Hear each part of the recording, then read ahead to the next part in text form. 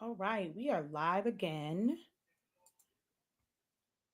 This one's a little bit different. Um, Kind of more on the business talk. All right, so let me just go ahead and get this all shared out, and then we are going to get started. I have to do homework because I have a webinar that I have to attend at 6, and then I have class that starts at 7:30. So I have to make sure that I get this done. But this was it was raining here, so having to like wait and stuff. This was something that was like on my mind a little bit. So I decided to have the discussion today rather than wait for tomorrow.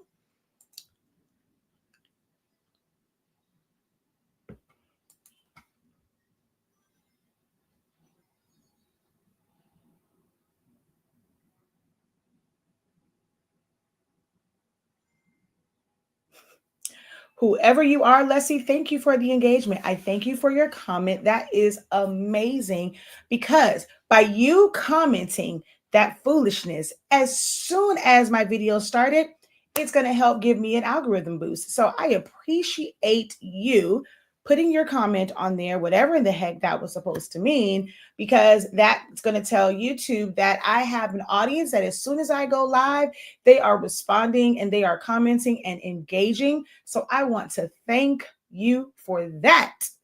Thank you so very much. Appreciate it.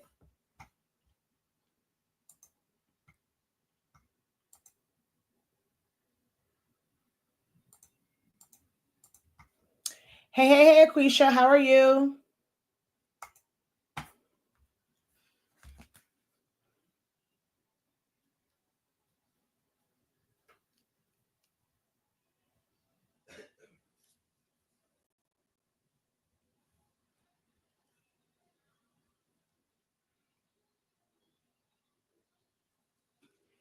Alrighty. Hey Vanessa, how art thou? My chair keeps squishing down on me, and I don't know why. LaQuandra, how art thou? Welcome, welcome in. I appreciate you guys coming on, dropping a hey, how you doing? As soon as you guys enter the room, I greatly appreciate it. It definitely does help the algorithm. Life has been kicking my butt. You can always inbox me, Hunt, if you need a listening ear. I know that can happen sometimes. Life be life, and life, things happen over here as well. Life be life, and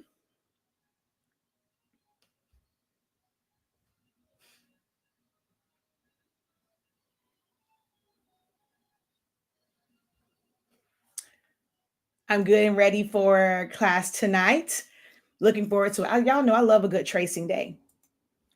I love a good tracing day.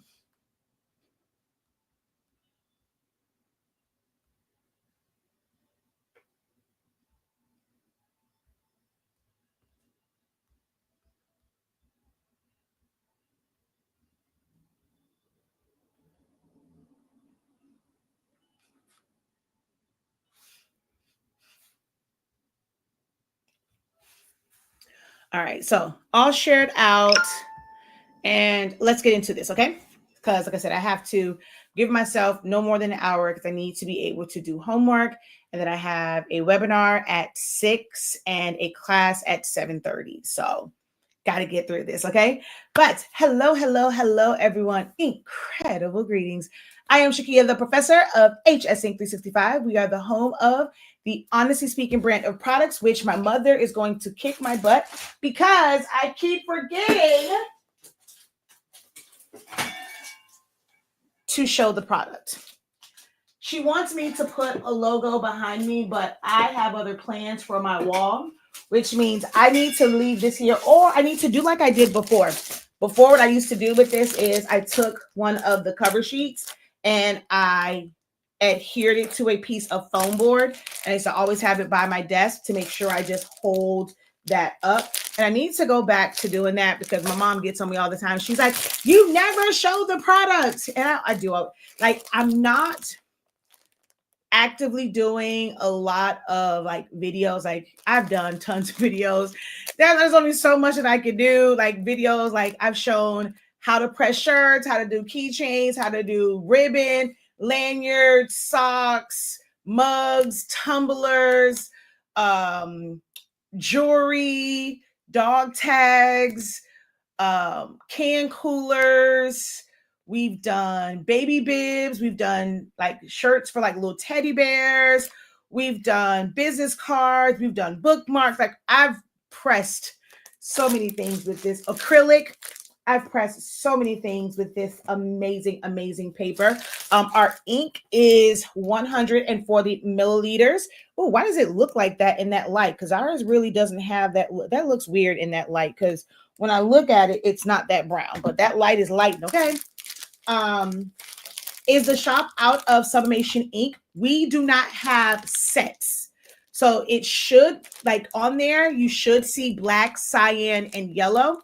We do not have any magenta, and we're not sure what this, like how that's going to look as far as us getting more of that in.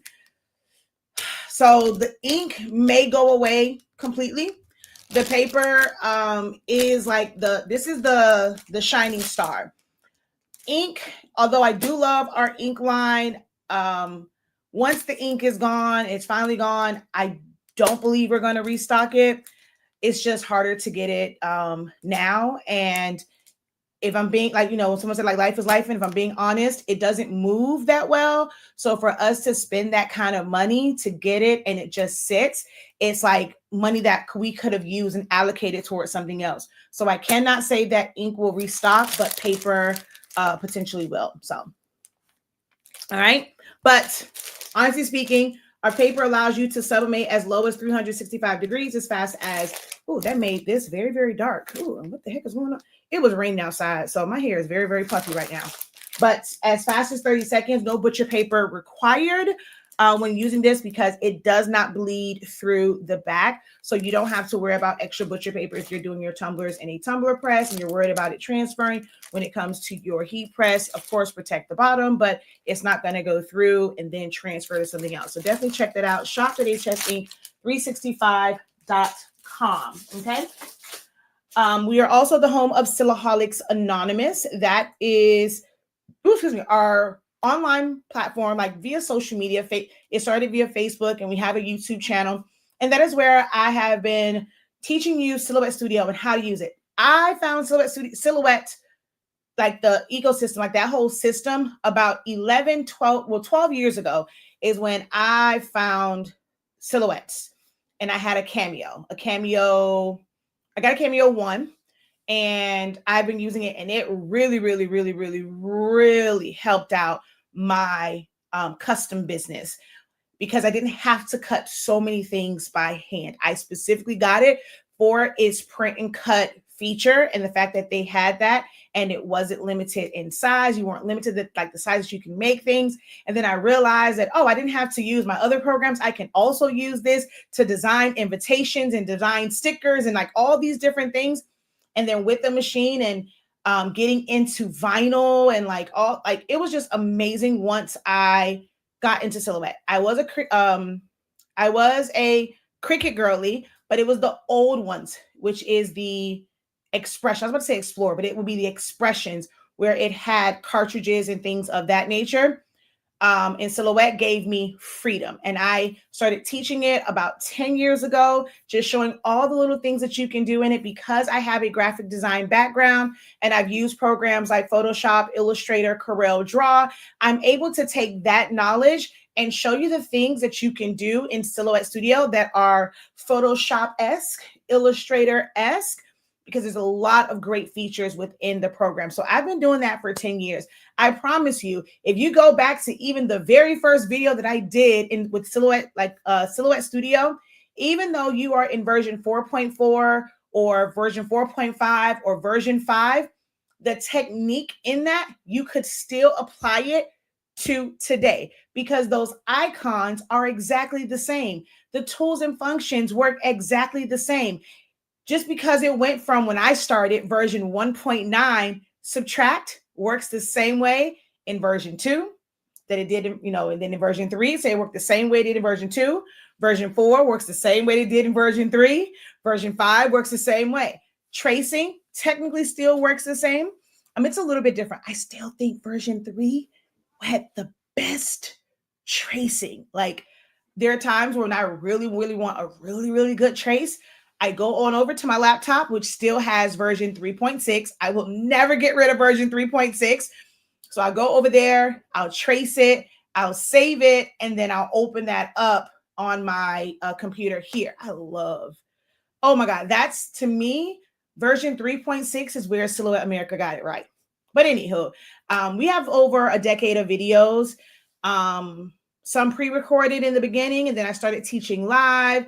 So check those out. And then we have 365 Creative Academy.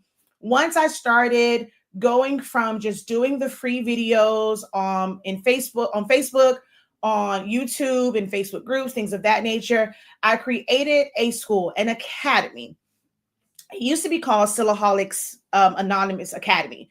And once we kind of had our brand and we had our own identity for HSing 365, our entire brand became everything 365. So we have 365 Creative Academy, and there is a plethora of classes over there for you to learn any and everything within the creative space, or as most of you would call it, the craft space. Okay. Within our 365 Creative Academy, and often on these platforms, because I have several YouTube channels, I'm talking about the business side. I am someone that has been in business doing these things for a really, really long time.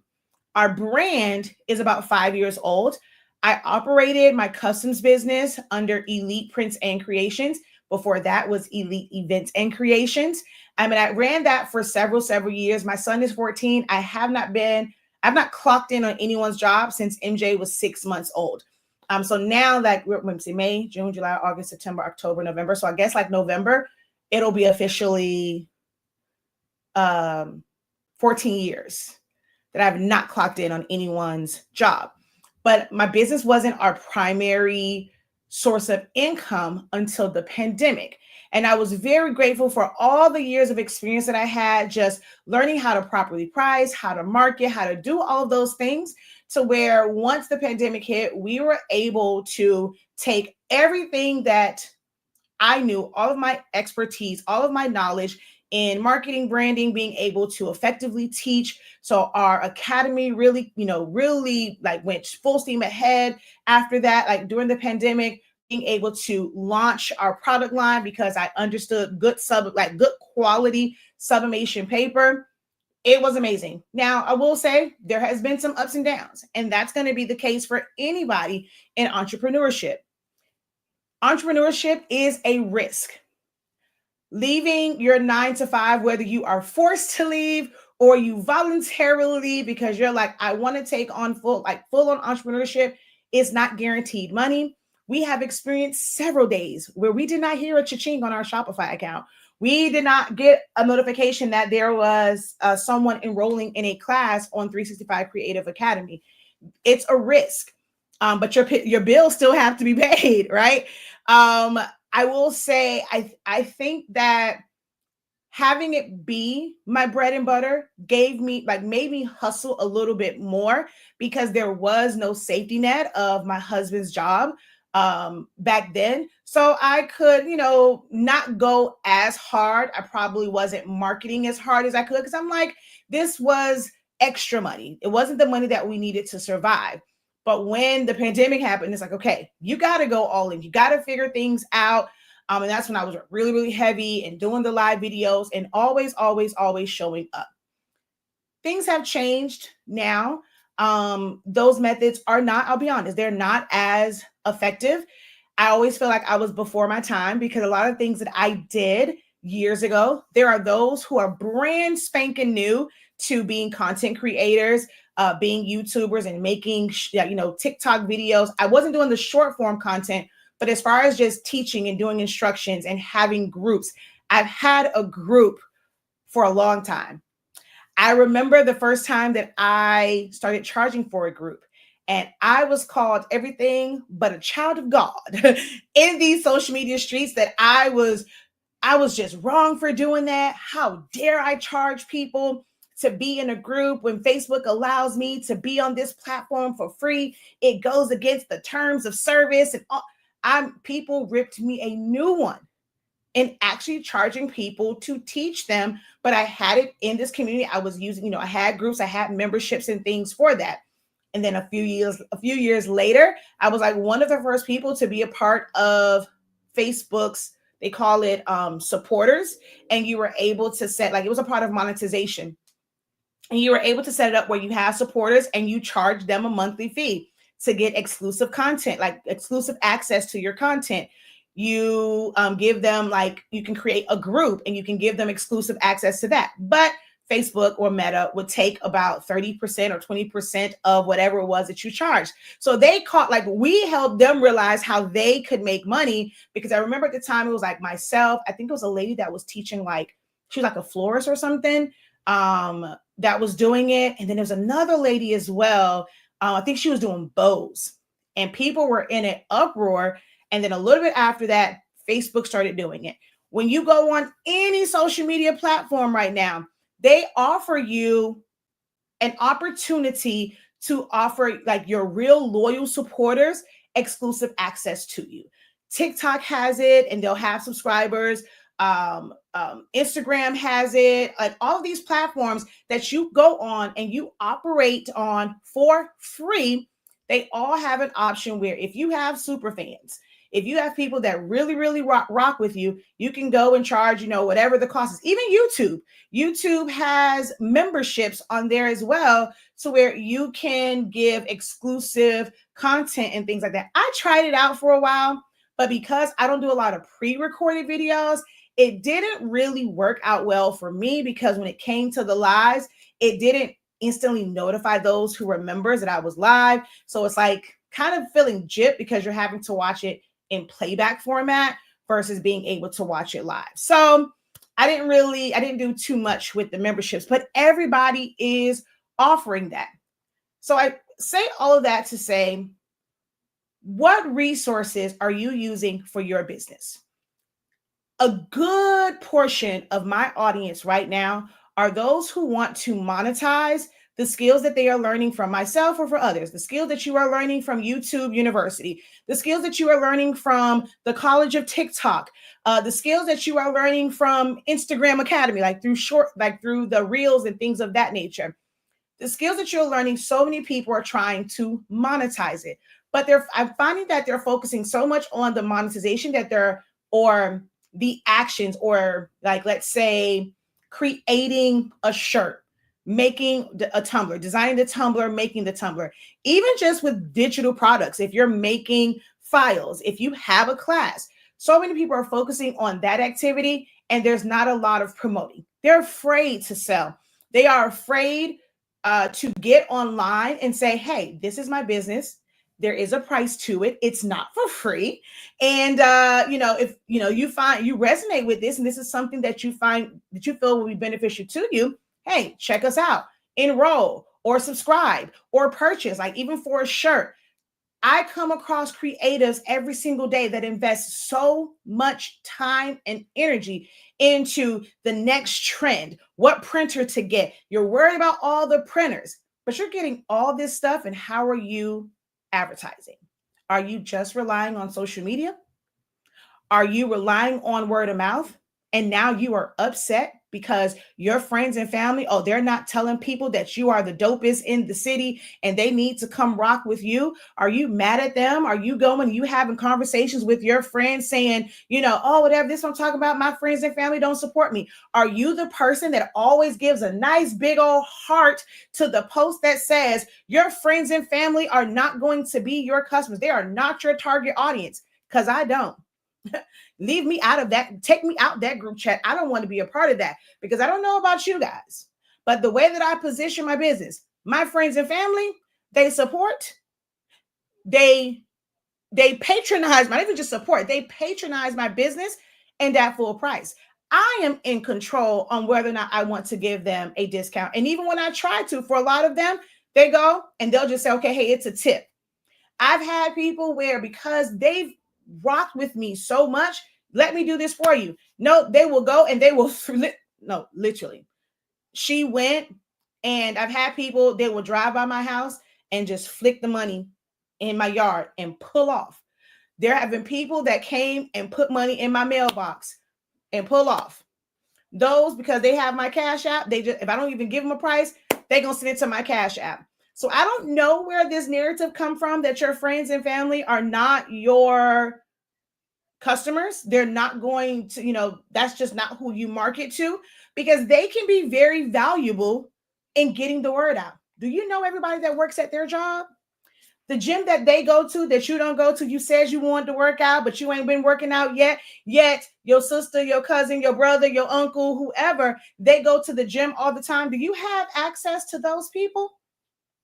But when you go and you complain and say, oh, they're not supporting you, and you're going to constantly put out that rhetoric, why should they tell people about your business? Are you utilizing your friends and family to the best of your ability? For that should be your first line of being able to reach other people. They can talk to the people and they can recommend you to others. So even if they want a little discount, do you know how much people charge to be affiliates? When people want brand deals, they want big money to be a brand ambassador. Yet you have people that could be brand ambassadors for you, but you're alienating them. Are you the problem in your business? Are you taking the wrong approach to marketing and branding and utilizing the resources that you have available to you? Are you just super hyper focused on all these people that tell you just create the content?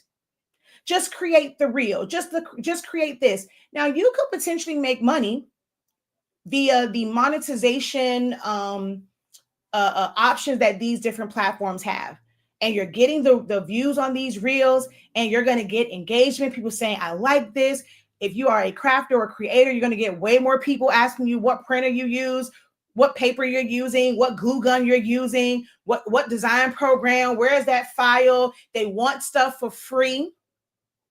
But you will get that engagement. You can make a couple coins from all of the different monetization programs within these different platforms. But is it going to really lead to actual sales? Some of you guys have businesses where you are not set up to ship things out. You have people that say your business should be global, but you are really not prepared. It's one thing to go and make something and you know that you're going to be last minute. You can finish that. They can come pick it up, or you can go and meet them. But when it comes to shipping things out and you want to go and be like that motivating coach that told you you're bigger than local, that you should be global, but you can't schedule properly. You suck with time management. So you can't go and think to, okay, they need it by next week, Thursday, right? What day do I have to have it finished, packaged up, and shipped off? And even accounting for mishaps. If your thought process is they're saying they need this by Thursday, oh, well, USPS said they'll get it to them in 2 days. So you want to send it on Tuesday? You want to send it on, even saying Monday, things happen. Just saw a video where a FedEx truck went off of a highway. Anybody who shipped their stuff via FedEx, guess what they're not getting? You're not even leaving yourself time for life to happen, for accidents to happen. And although, yes, it's not your fault that this happened to the FedEx truck, most people probably aren't going to know that this happened and their package was on there, but your customer is going to come to you complaining and it's not here, and then they're going to want a refund because you're not taking the time to actually learn the business. Are you the problem in your business not being as successful as you have, I'm saying, designed, or you have like conjured up in your brain that, oh, I'm super creative. I have this, I spent all this money on these, on all of these machines and things, so I should be super, super successful. I should be like the ones that saying they're making six figures, high five figures, six figures, seven figures, eight figures doing this. Why am I not? What are you doing? Are you afraid to talk to people about your business? You become a shell of yourself. You don't know what to say. You just want to create. And if that's you, it's fine. But you have to be willing to pay somebody to be the voice of your business. I am in a mentorship program, and we had a activity this morning, and they wanted people they were asking you to kind of come up, pull up. It's called pull up and pitch, right? And you go, and this time it wasn't like pitching to investors. It's like, if this was someone that you were selling your services to, how would you go about explaining it to them and then giving them your pitch and this and the third? Now, for me, I will say most of the ways that they pitch, it would never resonate with me. And this whole long, drawn out kind of like situation, sometimes how they do it, that probably wouldn't really work for me. And then there was one guy who was like in the Air Force, and how he was talking. I'm like, that will probably catch my attention. I'm going to have a conversation with you. I'm going to be able to ask questions, get a little bit more detail, and I'm going to be able to find myself in it versus you as the business owner trying to make me see like myself in it. So there was a young lady, and she was talking about her business, and she was just super, super, super, super, super nervous. And I'm a firm when it comes to entrepreneurship, because if you don't put the work in, you don't get sales, you don't have you have no money coming in. If this is your only source of income, when your business, when your entrepreneurship journey is your only source of income, you don't have the luxury of being shy. You don't have the luxury of being an introvert. You have to be out there. You have to. And if you can't articulate it, then you need to make sure that your business is set up in a way where you have enough revenue. You have enough income coming in. Your prices are not just to pay for your supplies and to go and pay for, your living. You need to be able to pay someone to be the voice of your business. Did you know that you don't have to be the voice of your business, even as a crafter? You have to be everything for the business.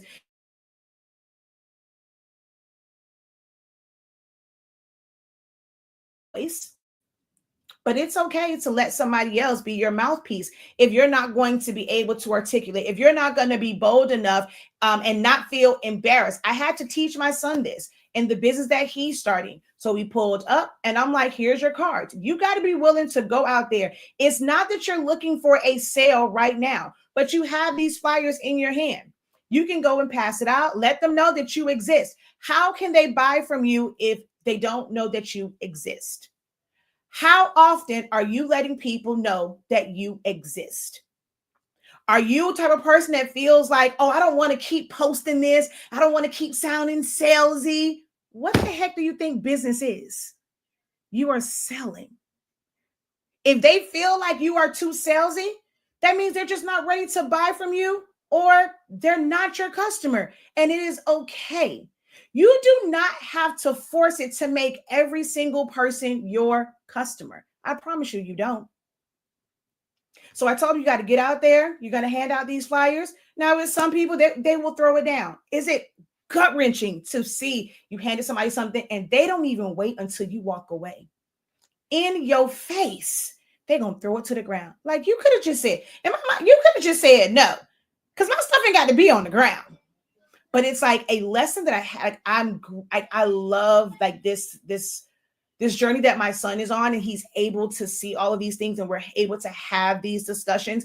And I'm always having to encourage him, like, son, you just started 2 weeks ago. You're not going to be the big man on campus that sells these things. There's competition out there. How are you going to set yourself apart? And you have time to figure that out. Just because you didn't go and sell out the first day or sell out the first week, it's okay. Now that you're seeing this, what else can you do? What's the strategy?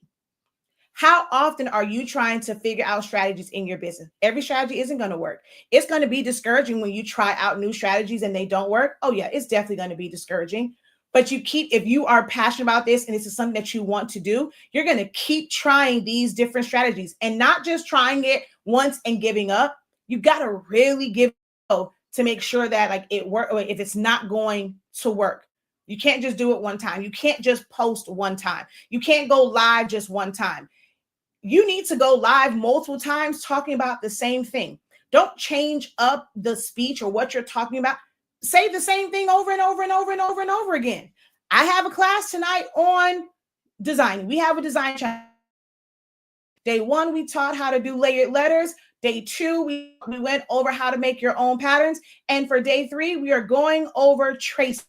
I have posted that same post, that same link several times. I've been on live saying the same thing several times. Had a whole live video where that's all that it was about. Even talking to you about your business, you know what the only thing that I have in here, this resonates with you, and you go into this description. Okay, the only thing I see is this link. Let me click on and see what it's about. You have to keep repeating it. If you can't pay for ads, where ads will just keep repeating that and putting it on their timeline, then you need to be the person to constantly put it. How many times are you posting? You in this week, this month, this year, last year, guess what you can do? Repost the same thing if it's still relevant. I don't know where this notion is that you have to create brand new content every single day. They're not going to see your content. I'm looking at it right now, streaming right now to 6 different platforms.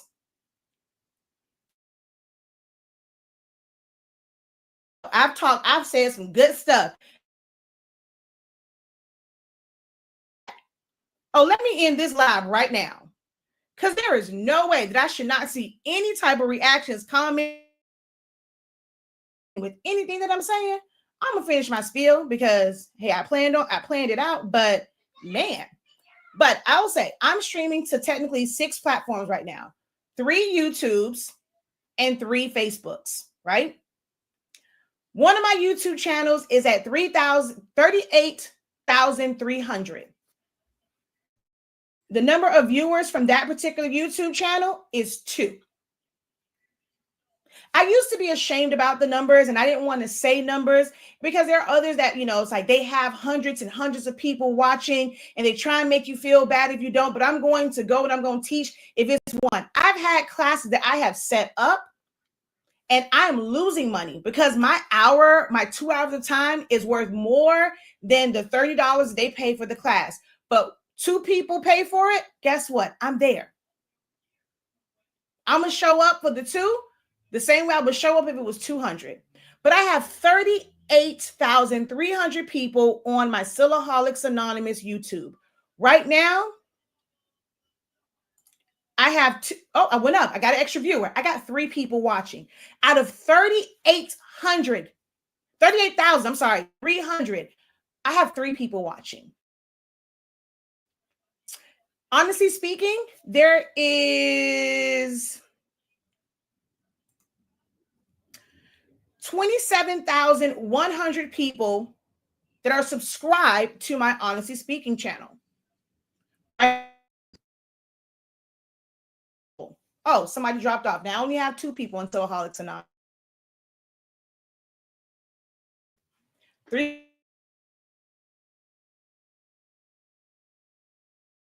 watching.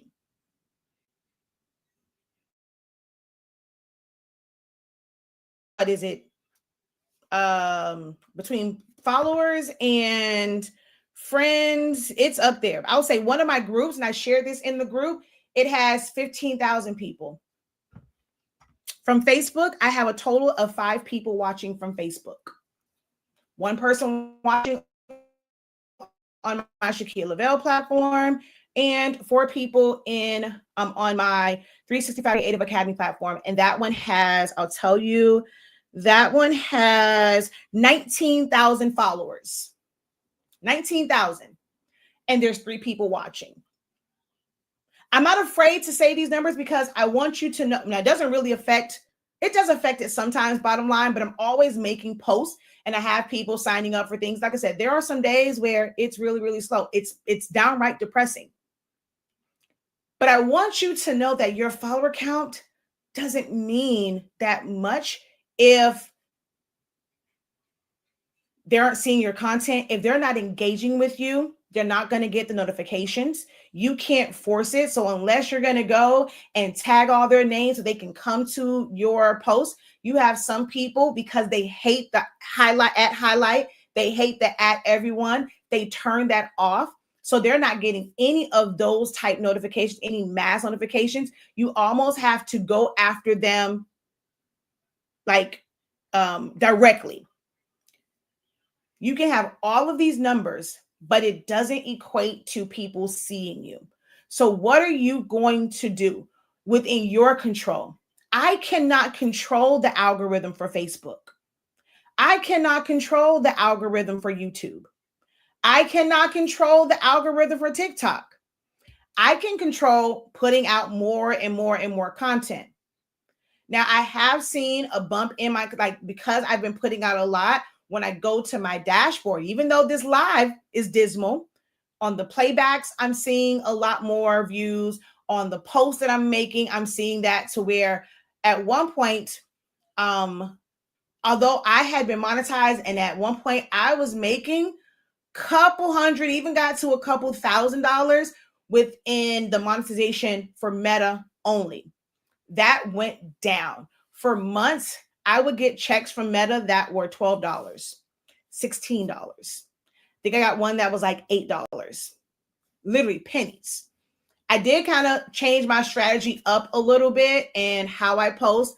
And I realized that posting reels definitely does help. So I had to embrace short form content. It doesn't always lead to sales like directly from that, but I have seen a bump in my monetization, like my revenue from like my monetized Jesus platforms on Facebook. So because I have both my regular page and my business page are both monetized. So I have seen that increase. This 10 years ago, when I first got when I first was eligible for monetization, which was about 6-7 years ago, is when I was first eligible for monetization. And as of late, that has gone down. But if I'm being honest, engagement has gone down. I've been at this for 10 years. I'm like, I've done all these things. So it does feel kind of weird when I have to repeat things, because it's like, y'all can go back and watch those videos. They're there. I promise you, everything that all the new people are teaching, some people are teaching the wrong way, and y'all still got questions. Your girl been teaching it for a really long time. So that's a struggle for me. And it's like, when you have to figure out when to pivot, what to change, like I'm in that stage. Are you aware of the state of your business? Are you aware of where you're at, and like if it's time to make a change, if it's time to let things go? I absolutely love my product line. I get great results. The paper is amazing. But when something doesn't start to work, no matter what it is that you do, like I was doing live videos, I'm doing demos. I have all this stuff that I'm not technically selling, that I'm using, and I'm printing out all this stuff. I'm pressing it to show the greatness of the paper, but I can't keep doing that. Even with using funnels and this, that, and the third, and using advertisements, it's only so much that you can do because there's so much competition with it. And then groups started, like I feel like I was thriving when groups didn't have this weird rule that everyone has, which as an admin, you can create your own rules, but it's the no promo. And I get it. I guess when you have a big group, you don't want it to be oversaturated with people just promoting their business. But when someone genuinely has a question and you're in that group, I think it's crazy that I can't say, somebody asks, well, what's a good summation paper? All these other people who don't have product lines, they can go and they can say A-Sub, they can say Hippo, they can say this, they can say that. They can say, well, I don't have an issue with them, but like, it's like saying like, oh, like the Craft and Besties, or Jet Cole, if it's Stone City, if it's, what's the young lady? Oh gosh, she had hers was it an elephant or a lion?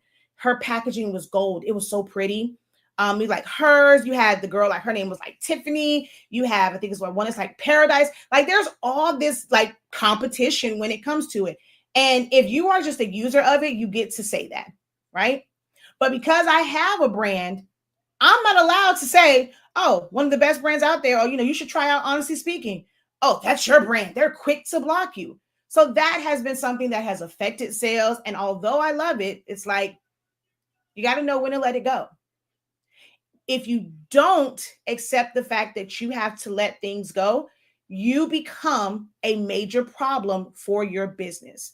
Are you the problem to your business? The lack of growth that you will, for myself, that for the longest I stood in my way when things needed to change, like feeling like they're like people are loving them and they're excited about making all this content because they just got into it. Please hold.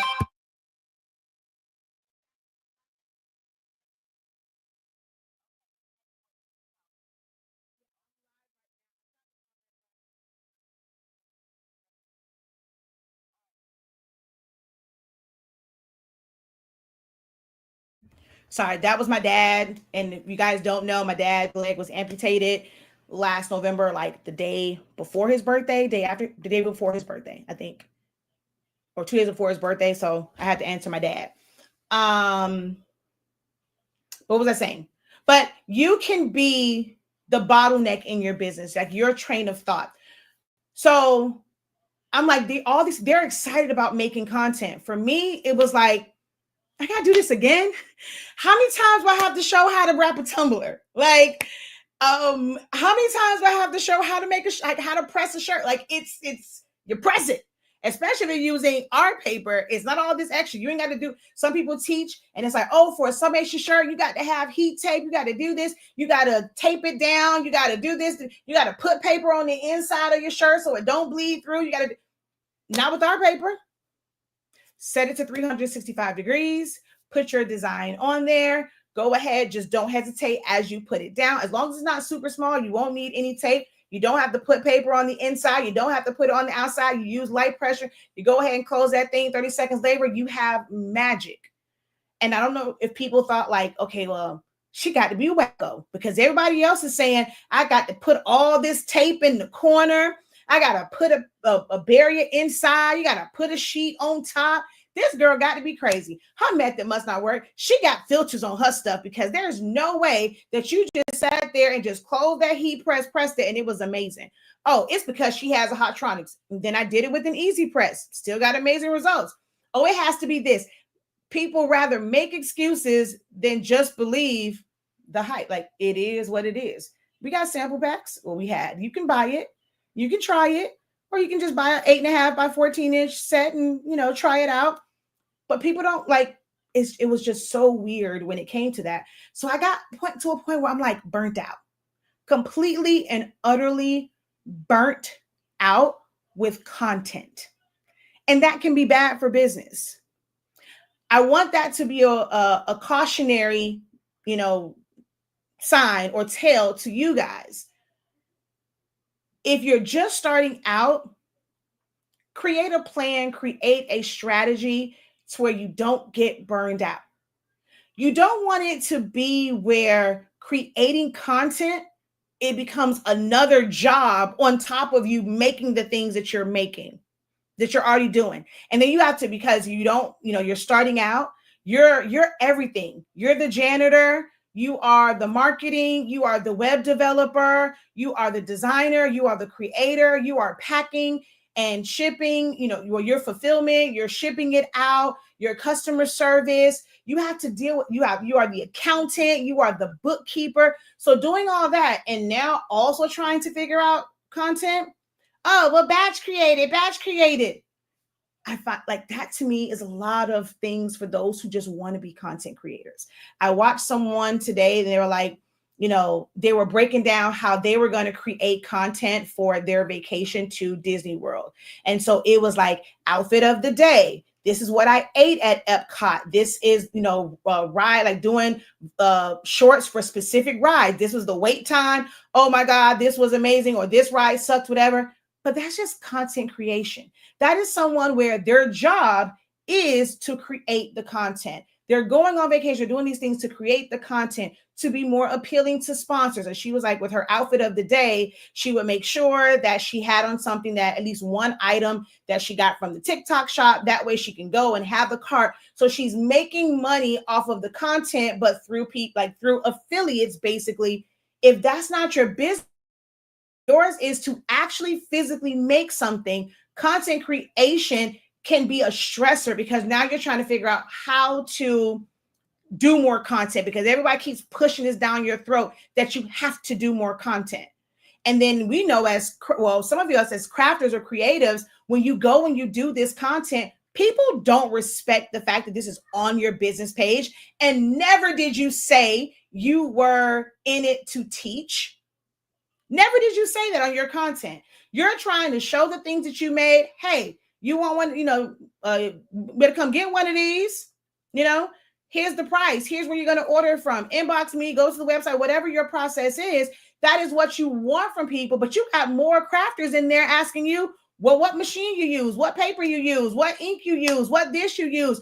Oh my God, I was trying to figure that out, whatever. Can you help me? And then they want you to help them for free.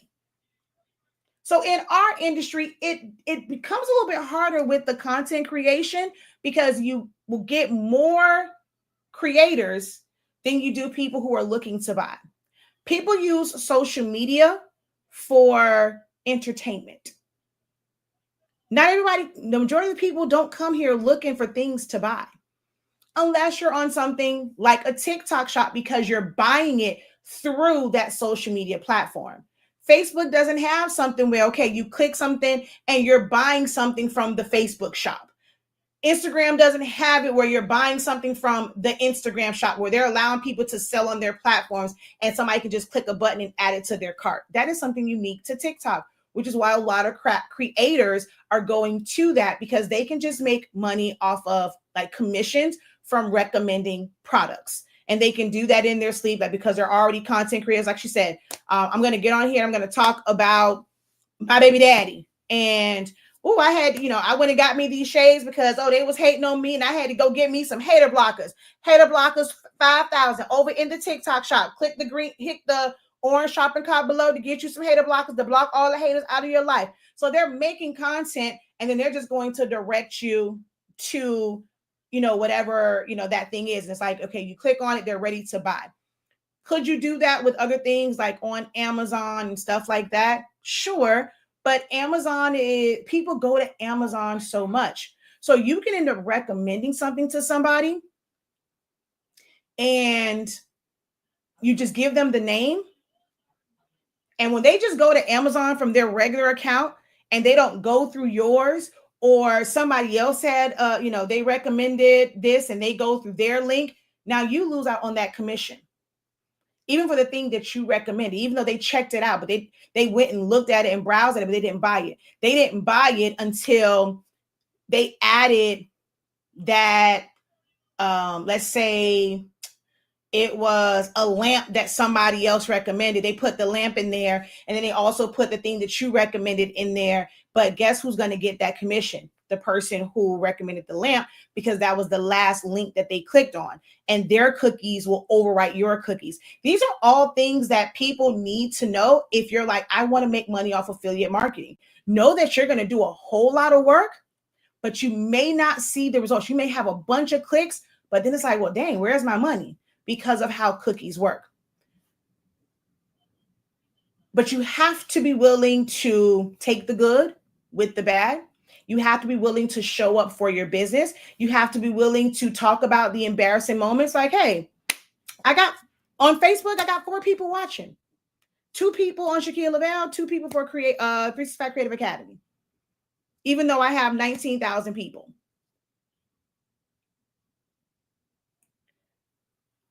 Are you willing to show up for your business?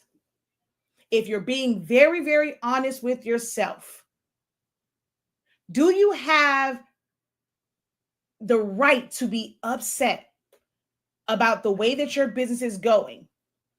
Because if you haven't been putting in the work, not just in learning new skills, but really getting out there, how many people do you talk to face to face? Are you afraid to talk to people face to face? Are you the person that's hiding behind social media, hiding behind the internet to promote your business? But when you get in front of somebody, you don't want to speak up about your business? Then how can you get upset about not getting the cha-ching? But then you have those who show up every single day for their business and you feel like you can't get a leg up. So you're like, I can't be the problem. Like, what's going on? But for some of us and for some of you, you are the problem. Are you afraid to say that you're the problem? Are you afraid to figure out if you are the problem? Let's see how many honest people we have. If you feel like you might be the problem in your business, go ahead and put a 3 in the chat. While I go and look at some comments here. You are so right. I'm loving this business talk, listening while driving. They missing gems and they don't even know it. Thank you for doing this. I really appreciate your information. What information did you appreciate the most? Let me know what resonated with you the most out of everything that I've said for the past 50 minutes. Yes, I am. And I think it's time to let some things go. Hey. Looney Dragon Studios. They also tried to turn off comments when I mentioned Auntie speaking ink and paper, which is the best around. Now you got to remember. Now let's be for real. Now you got to make sure like which groups you're putting in, because there's some folks that just don't rock with me. Like I don't know why, they just don't. So you got to be careful about which groups you put it in, because I don't know why I just don't know. So yeah, our products are awesome. Yes, I want my business to be an actual printing service and selling products. I don't want to teach. I want to record to show how nice the product is, not show you how to do it as well. And when you see the comments on it, it's okay to ignore it, or you can have a generic like a response. And I'm not sure how Apple iPhones work, but like with my Samsung, you can go and like copy things to the clipboard and you can pin it and that one stays there. So like the rest of them, as new content comes in, they get deleted, but anything that you pin, it stays there. Or you can have it like in a notes folder that's easily accessible. So you may want to curate, a response where you can let them know, like, I'm not necessarily ignoring you, but I'm not a teacher. This is something that I do for for our business. I'm just showcasing the work for potential customers. I don't teach, and just put that on there.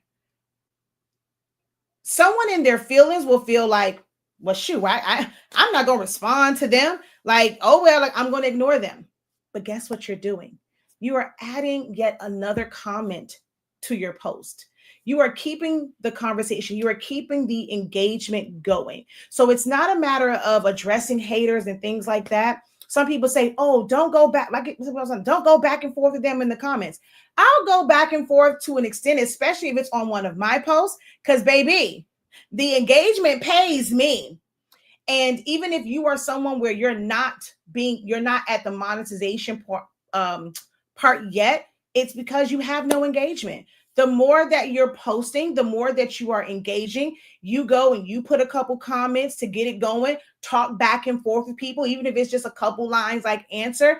That is going to create that engagement. That's going to make you eligible for monetization. So yes, when you first do it, you're going to do a whole lot of work for free, but it pays off on the back end once you can become monetized. But you can't just apply and just, okay, well, I'm on social media, I just want to be monetized.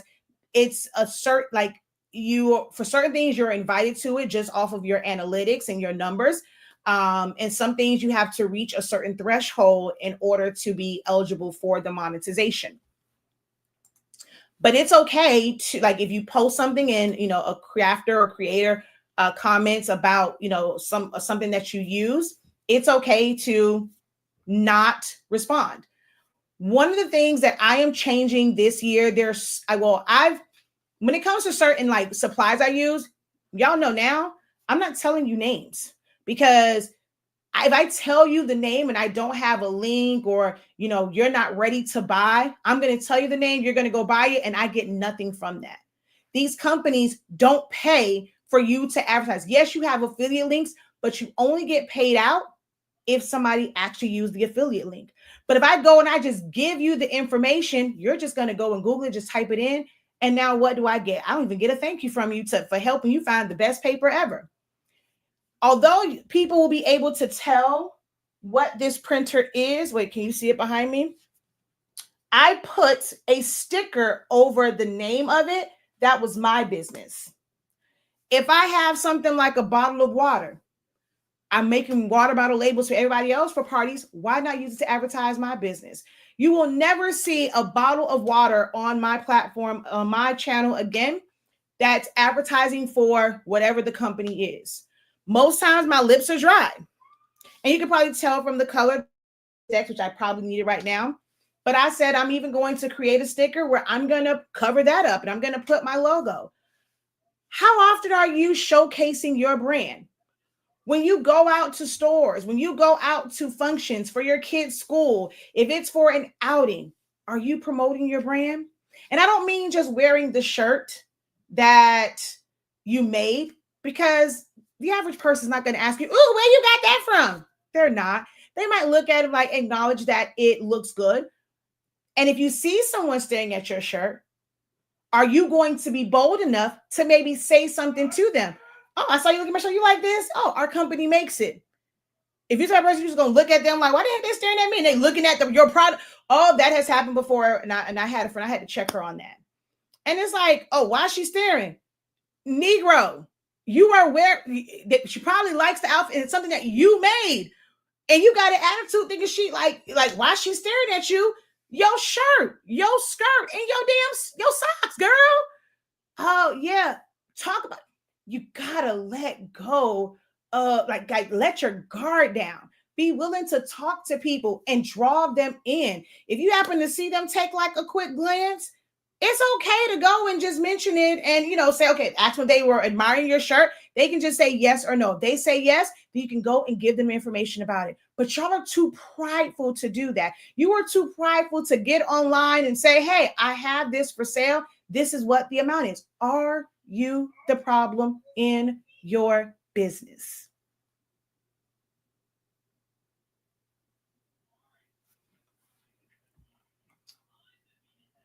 If you say sometimes, then there's no sometimes, then you are the problem. If it's happening, then you are the problem. It's not a sometimes. So we want to go and want to let ourselves off. But if you know that there are holes and you're not actively working to fix those holes, you are the problem. I don't care if it's something small or something big. You are the problem. A three. Okay, another three. I don't give my business the time I should to grow my business, and I need to be more committed. Or it's okay to say, "I just want this to be a side hustle. I am okay if it makes money or if it doesn't." But if you're going to have that mindset, you also cannot be upset that the equipment that you are buying, it's not being paid off, right? The things that you're creating, it's not creating the revenue to pay that off where it becomes all profit. Then that might help you limit the amount of things that you buy. If you know that you're not committed to making it successful and being able to promote all these 30,000 products that y'all want to carry when you're just starting out, if you know that you're not going to be committed to promoting all of that, it should keep you from buying so many things. So it's okay. You can have the heart to start it, right? But you don't have the capacity to maintain it.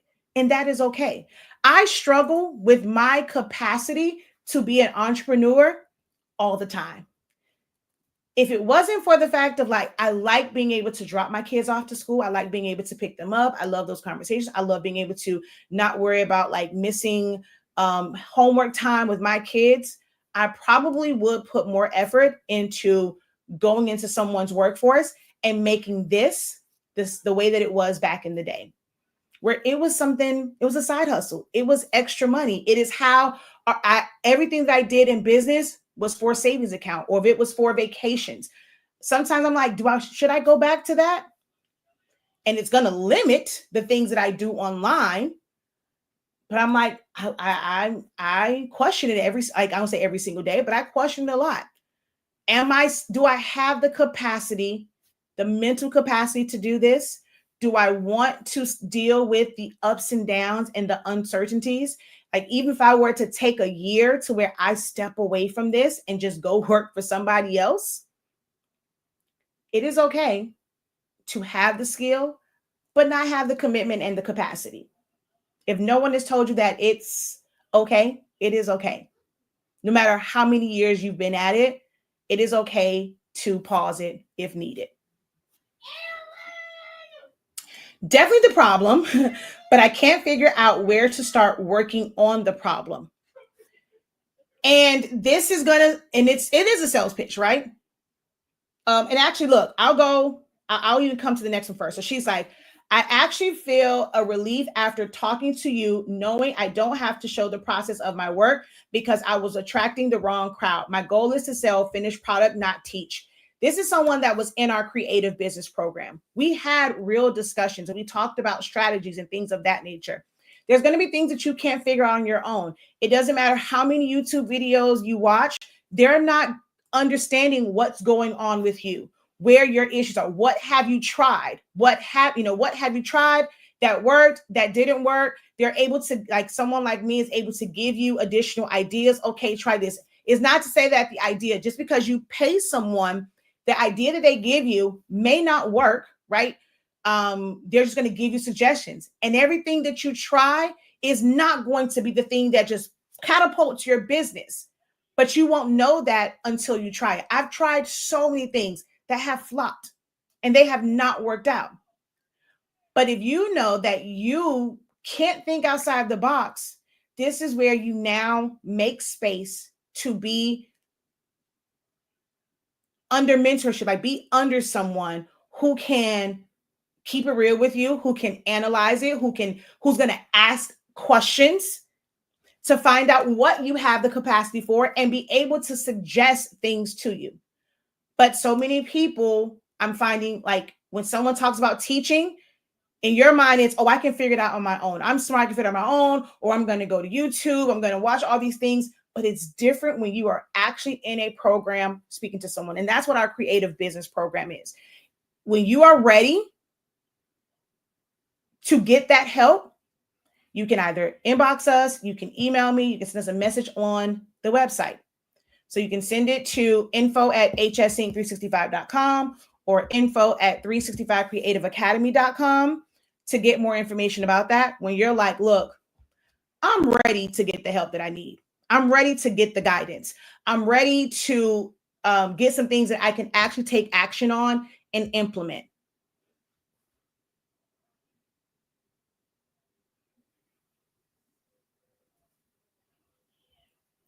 So she says, I'm not in the way. Wait, I'm not in the way explained. So that was just one example. So you're like, I have a family, a full-time job, a mom in an assistant living facility. This is the part where people don't like me. I'm giving y'all fair disclaimer and warning. This is going to be the part that most people don't like about Shakia the Professor, because I don't sugarcoat stuff. I'm going to say it based off of from the perspective that I see it as, right? If you know that you have all this stuff going on, that means you don't have the capacity for it to be as big as you have it in your brain, because you don't have the time. You have a full-time job. That means that this is going to be a side hustle for you. If you have family and you're helping little ones with homework, because they're not like my 14-year-old where they can be self-sufficient with homework. When you have little ones, you have to be more hands-on with the home learning. That takes up time in your day. If you are someone that I'd rather go and prepare meals, being a sous chef and going to prep and chop up stuff, and the prep part of cooking can take up more time, like that can take up a lot of time. If you don't have the time, you don't have the time. So it is actually delusional to think that you will have this super thriving business that requires a lot of hands-on activity to grow and flourish when you have all of these things. So for me to say you are the problem, it is you are the problem and you are not being realistic in the things that you want to happen. You might be purchasing way too many things that you do not have the capacity to sell. You do not have the capacity to make, but you keep buying and keep buying and keep buying. You might be in a position right now with everything that you have going on. You should be buying things as you need it for an order. Because in our mind, we think, oh, I'm going to buy it. It's on sale. I want to have it. When I have an order, I don't want to have to go and buy it. But all of that stuff that's sitting is money that's wasted. That's a return that you are not getting back. So by setting yourself up and conducting things as if you are this full-fledged business, you are the problem. Because you are not willing to accept the fact that you don't have the capacity in your life at this moment to be the business that you have designed in your mind. So you in turn become the problem. Make sense?